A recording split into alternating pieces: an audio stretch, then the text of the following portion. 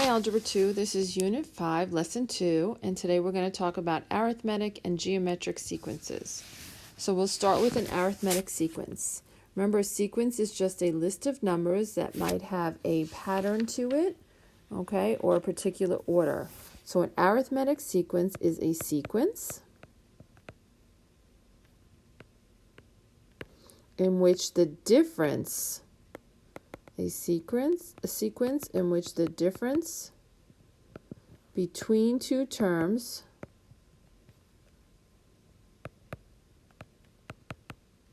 is constant. It's not changing. So the difference between two terms might be 2, might be 3, it might be 4. Okay, the difference between the two terms is always going to be the same number. The common difference is the numerical difference, the number. The common difference is the numerical difference between the two terms. Okay, and we use the variable d for that common difference. So here's what we're going to do in exercise 1. I want to figure out if it is an arithmetic sequence, yes or no. If it is, I want to find the common difference and then give the next three terms. So an arithmetic sequence is a sequence in which the difference between the two terms is constant. So I'm going to find the difference between the two terms. So 8 minus 5 is 3. Let's check the second and the third term. 11 minus 8 is 3. Third and the fourth, 14 minus 11 is 3. 17 minus 14 is 3. So yes, it is an arithmetic sequence. The difference is 3. And my next three terms, just keep on adding on 3. 17 plus 3 is 20. 20 plus 3 is 23. 23 plus 3 is 26. Okay, so that's how I see if it's an arithmetic sequence. Subtract the terms to see if that number that I'm going to get is always constant. So let's try B. 16 minus 23. I'm always doing the second term minus the first term. It's negative 7. The third term minus the second term, 9 minus 16. Then I'm going to do 2 minus 9. So far, so good. Negative 5 minus 2. Yeah, each time I'm getting the same number. So, yep, it is an arithmetic sequence. That common difference is negative 7. And the next three terms, I'm just going to keep on subtracting 7. Negative 5 minus 7 is negative 12. Minus 7 is negative 19. Minus 7 is negative 26. So just making sure you can understand this concept of arithmetic sequence and common difference. All right, let's try C. 2 minus 1 is 1. 3 minus 2 is 1. Okay, so far so good. 5 minus 3 is 2. So no, it is not an arithmetic sequence. All right, exercise 2. Write the first 5 terms of the arithmetic sequence whose first term is 5 and the common difference is 3/2. Well, 3/2 is the same thing as 1.5. So that's what I'm going to be adding on to each term.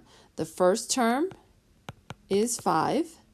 The second term, I'm going to add on 1.5 is 7.5. The third term, I'm going to add on 1.5 is 9. The fourth term, I'm going to add on 1.5 is 10.5.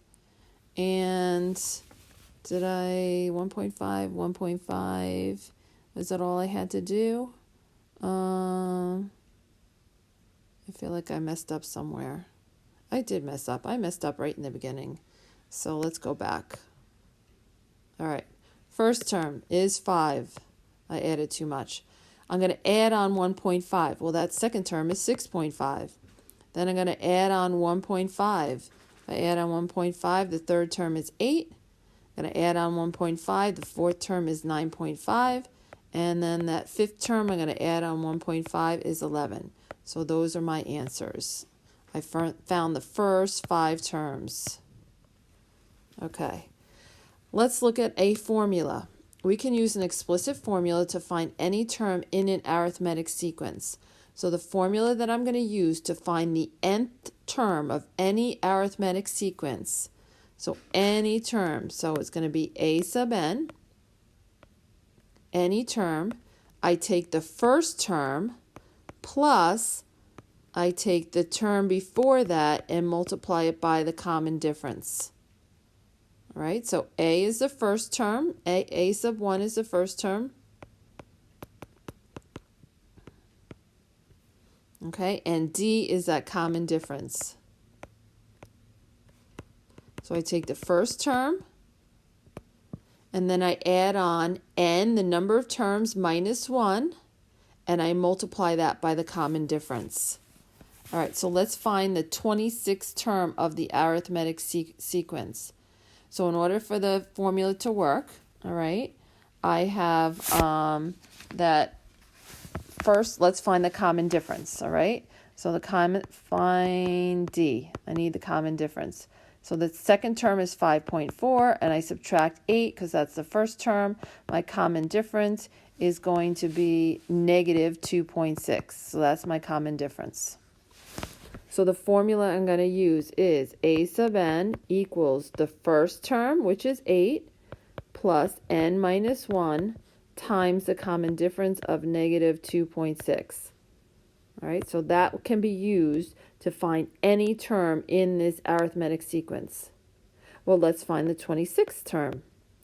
A sub 26 equals the first term plus 26 minus 1, it's always going to be n minus 1, times that common difference, negative 2.6. And that whole thing can go into your calculator. So this can go into your calculator all at once. And that gives you negative 57. That will be the 26th term. So you don't have to go in order and find every single term up to 25 and then find the 26th term. That formula will allow you to find any term in an arithmetic sequence. All right. Given a sub 1 equals 7 and a sub 5 equals 51 are terms of an arithmetic sequence, find each of the following. So I want to find the common difference, but the thing is, I have the first term and the fifth term. Usually I have the first and the second, and I just subtract them. So here's what we're going to do. We're really going to use our slope, or think of it as your slope. So I have the fifth term minus the first term over 5 minus 1. Okay, so 51 minus 7 is 44. 5 minus 1 is 4. And that gives me 11. So my common difference is 11. So my explicit formula, a sub n equals the first term plus n minus 1 times 11. So the things we're finding out is we're finding the first term and we're finding that common difference. Those are the two things that you need to know to use this formula. So let's find the 29th term. So a sub 29 equals the first term plus 29 minus 1 times that common difference. This whole thing right here would go into my calculator. Of course, you could probably just do 29 minus 1 in your head pretty easily and get 28. So 7 plus 28 times 11. And I get 315. All right, so this lesson we're doing arithmetic and geometric. So let's look at the geometric sequence. A geometric sequence is a sequence for which there is a common ratio known as R between the successive terms. So if we look at this example, like 5 became 10, 10 became 20, 20 became 40. So I'm not adding a number each time. I'm actually multiplying by 2 each time. That's my common ratio. So instead of subtracting the second term from minus the first term like I did before, I'm going to write it as a ratio, 10 over 5, second term over the first term. And there is my common ratio. My common ratio is 2. All right, so this is a geometric sequence. You're not adding a term, adding a constant, you are multiplying.